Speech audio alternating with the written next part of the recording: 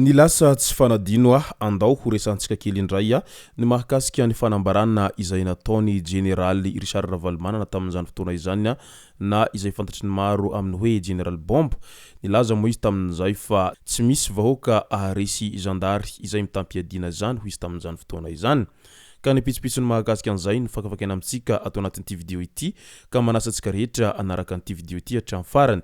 Aza dino ny milaiky ny vidéo antsika ary tsarovy hatrany miabone amin'ny chaîne antsika mba ahafahanareo manaraka tsy tahapaka ny vidéo zay efa nahita isan'andro. Tsy ampendrela moa isika fa avy hatrany tonga de vavany ndao ary.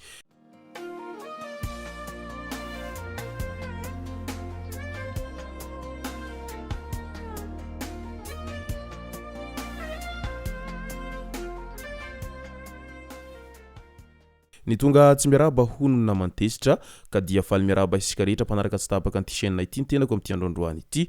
Arakin'izay efa natsipiko zay dia ny mahakasika an'ilay fanambarana izay nataony Andriamatoa Richard Ravalomanana tamin'izany fotoana izany no hiombanantsika atao anatin'ity vidéo ity.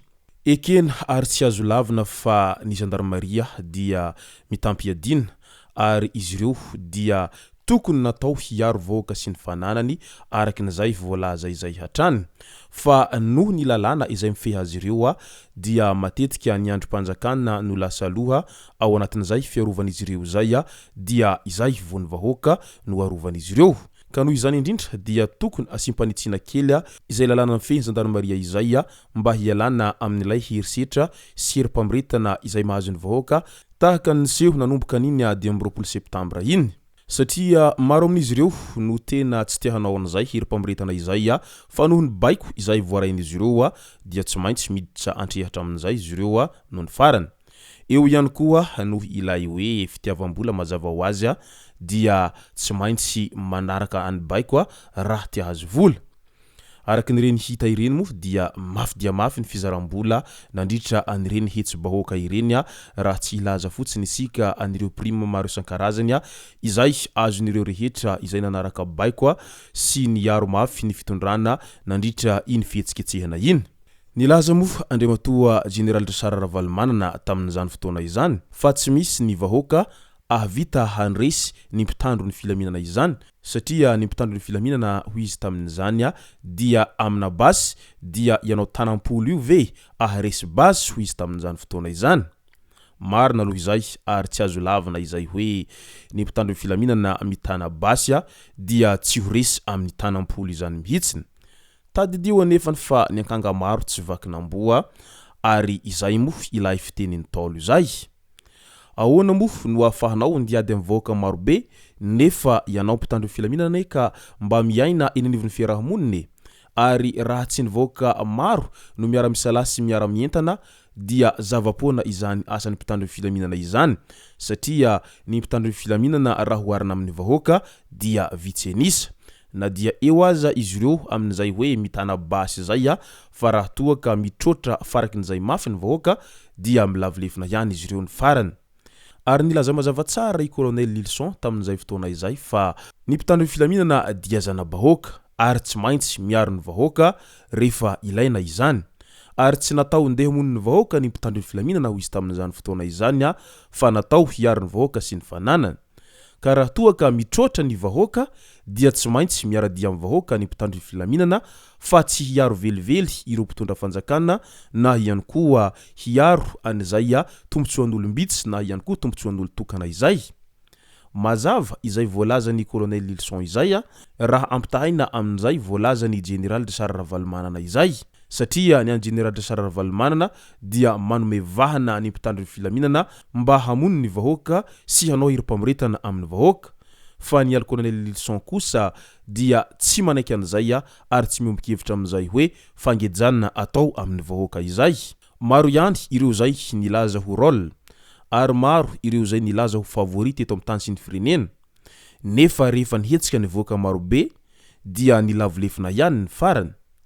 Iza moa no tsy nahay tanjaky ny amiraly didiratsiraka tamin'izany fotoan'androny nefa rehefa nihetsika ny vahoaka dia niongan'iny ihany ny farany.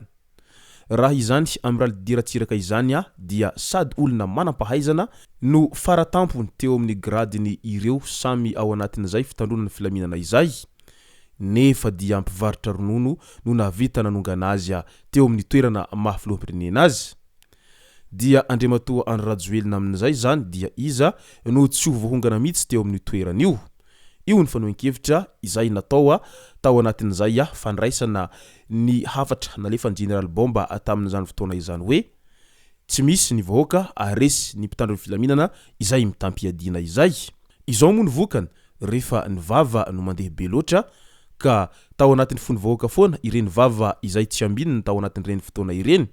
Fa matoa ny vahoaka izay no nandefitra sy nilavolefona tamin'ireny fotoana ireny dia mbola tsy tonga ny fotoana izay hampiray fo sy hampiray hina ny be sy ny maro. Fa izao anefa ny vokany rehefa ny ray hina sy ny ray fo ny be sy ny maro tao anatin'izay hoe fanonganam-panjakana izay. Rehefa nitaky ny jiro sy rano ny vahoaka tany am-piantohana ka tsy nisy ny haino dia io fa ny afara amin'io fanonganam-panjakana io nitaky ny vahoaka rehetra izay nivondrana tao anatin'ny génération Z sy ireo maro isantsokajiny. Dia io fa niongana amin'izay ny filoham-pirenena noho izay fitambarany herin'ny vahoaka rehetra izay.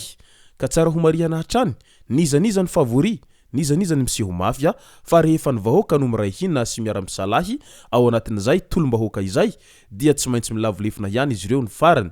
Ahoana moa no ahafahan'ny mpitandro filaminana izay hamono ny vahoaka hatramin'ny farany? Sarotra nietreretana n'izany ary zavatra tsy ho hisy mihitsy n'izany.